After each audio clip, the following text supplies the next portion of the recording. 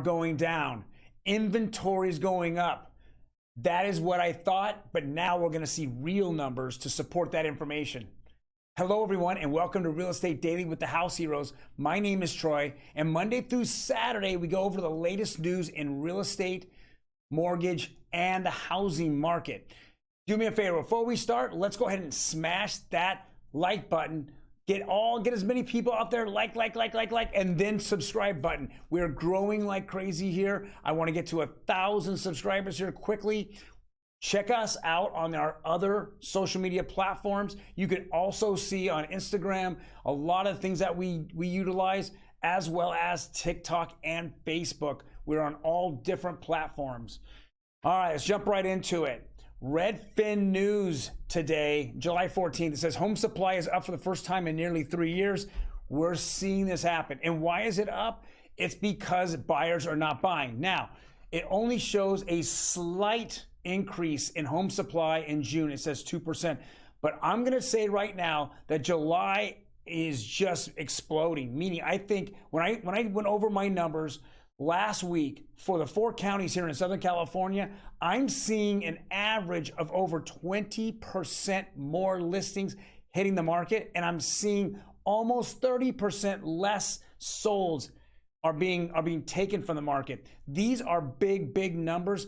I'm seeing it. The Fed, again, has a huge effect upon this market. I know if you call up your local mortgage originator, they'll say, oh yeah, the rates are in the 5s. You know what? Why are you panicking? We've been in the 5s now for about 3 months. I'm telling you, consumer sentiment, the way that the Feds handle this, the way that our federal governments handle inflation, it's been a complete nightmare. And now it's in buyers' minds. They don't know what to think. They don't know if home prices are, they don't even care about home prices. They just care about what's at the pump and what's at the grocery store. So this is starting to be, the market's starting to crack right now. We're seeing it.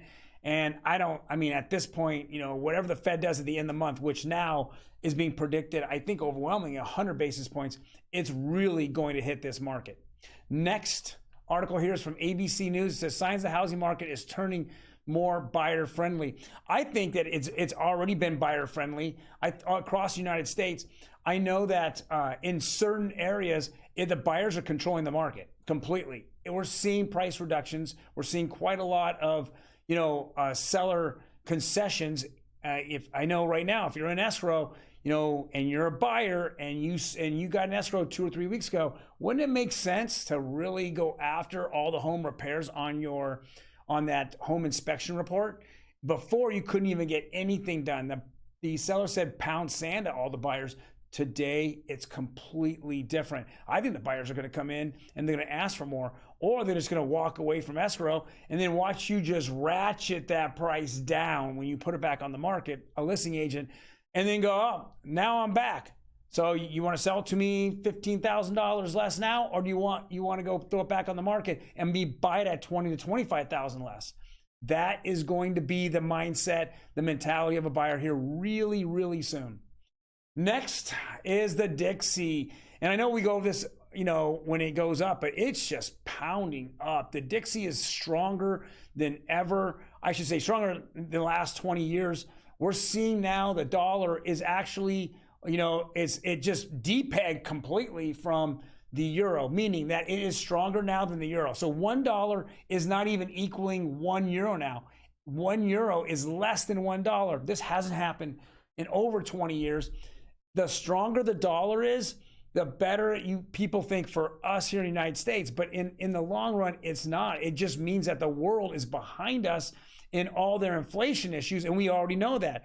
So it's just the world depression it can happen. I mean, it can happen. I mean, the euro covers Germany and England and Spain and all these countries that are our allies, and it's not good to see that we're this strong because they're that weak. Next article here is my girlfriend, Diana Oleg. What do you have to say, Diana? Mortgage demand declines on worsening economic outlook. We keep seeing this. Yeah, who wants to come back from a 4th of July weekend? You had fun, and then boom, reality smacks you in the face. You're not calling your mortgage loan officer and saying, hey, can I get an application filled out? isn't happening. You're going to your wife or your husband or your other half, or better half, some people call it, and you're saying, hey, we got to budget this in. We got to make sure that gas and food and energy costs that are continually rising, we got to make sure that we're going to be able to get through this comfortably. We're not going to struggle. Why do I need to go look for a home today? It's not on the priority list. Next article here just shows the absolute madness that is happening. Madness. Rising Manhattan rental rates. So occupancy rate in Manhattan is less than 40% as average rates top $5,000. You look at this article on CNBC, it is unmanageable. Rents have gone up 29% year over year. The average one-bedroom house is over $5,000 a month. Two bedrooms are over $5,800 a month. Now, when I go back and I look at it, I keep saying that the Fed's here to destroy demand. Demand for anything out there. Demand for oil. Demand for food. Demand for, cosmetics. Demand for anything, electronics. But it's kind of interesting that all the people I talk to keep saying the same thing. They are busy and they can't hire enough people. So where do we stop this inflation? Where does the Fed come in and say, hey, we did our job. These are out of our hands. And I'm not talking about the whole Putin war and in the Ukraine. That's not it. That's not the issue. The issue is supply chain. If you can't hire enough people to meet to put out a product and meet the demand, what happens? There's less of that product. That product becomes more scarce. People are willing to pay for it and pay for more money because there is a lot of money that's sat on the sidelines. A lot of people just didn't throw in the stock market or crypto market. They threw it in the bank and now they're like, okay, I can spend it because things are cheaper now, or they're more scarce and I want to pick it up because I still want to live the same lifestyle. This is insane. 29% raise. I know if I were to guess here in Southern California, we've gone up 20%, but that's because there were a lot of these lockdowns in which you couldn't raise rents. But the second that certain areas you can raise rents, it's going up and it's going up quick. That's the demand that's out there for it, the supply that's not there. Last article here, the interest rates. Again, I've made this a mention. We haven't seen big interest rate jumps, though.